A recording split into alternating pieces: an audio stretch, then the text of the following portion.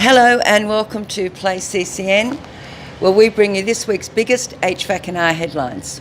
I'm your host, Sandra Rossi, and I'm the editor of Climate Control News, Australia's only independent news service for Australia's HVACR industry.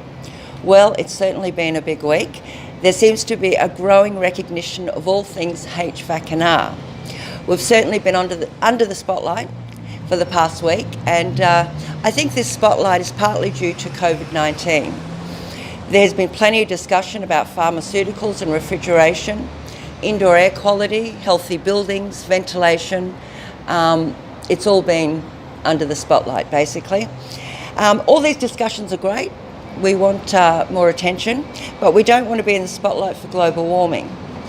And we already know air conditioning is a major contributor to climate change, but the message was made abundantly clear this week with the launch of a new report by the United Nations and International Energy Agency.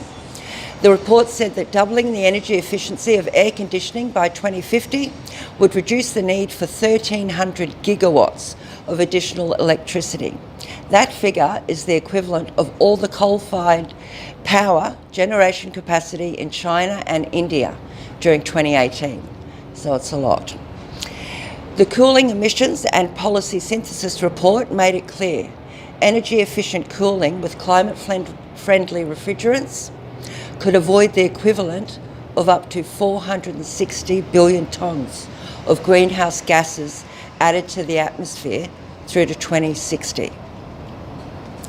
Now, this report was clearly a call to action for HVACR everywhere and governments worldwide.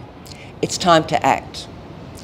Another issue that needs urgent attention is the multi-billion-dollar problem of food waste in the cold chain. The UN has also raised this problem. So really, we do have a lot of work to do.